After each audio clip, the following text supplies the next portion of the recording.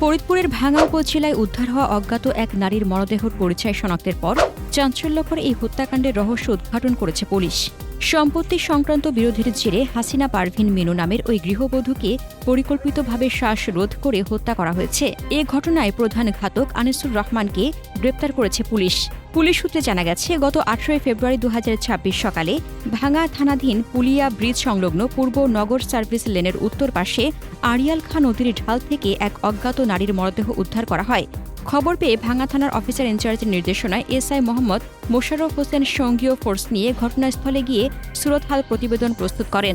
প্রাথমিকভাবে পরিচয় না পাওয়ায় পুলিশ আধুনিক তথ্য প্রযুক্তির সহায়তা নেয়। পরে নিহতের ছেলে থানায় এসে মরদেহটি তার মা হাসিনা পারভিন মিনু বলে নিশ্চিত করেন এবং একটি হত্যা মামলা দায়ের করেন। তদন্তে জানা যায়, নিহত মিনু নারায়ণগঞ্জ জেলার ফতুল্লা থানার তুষারধারা আবাসিক এলাকায় ভাড়া বাসায় বাস করতেন। গত 17 ফেব্রুয়ারি দুপুর আনুমানিক 12টা 45 মিনিটে একটি ফোন কল পেয়ে তিনি বাসা থেকে বের হন এবং এরপর আর ফিরে আসেননি। অনুসন্ধানে পুলিশ জানতে পারে, তুষারধারা এলাকায় ক্রয় করা একটি জমি ও সেখানে নির্মিত টিনশেড ঘর নিয়ে ঘাতক আনিসুর রহমানের সঙ্গে নিহতের দীর্ঘদিনের বিরোধ ছিল।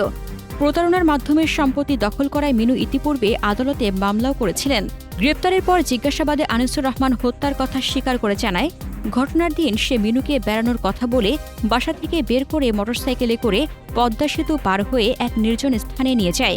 সেখানে ওড়না দিয়ে গলায় ফাঁসি দিয়ে শ্বাসরোধ করে তাকে হত্যা করে এবং মরদেহটি নদীর ঢালে ফেলে পালিয়ে যায়।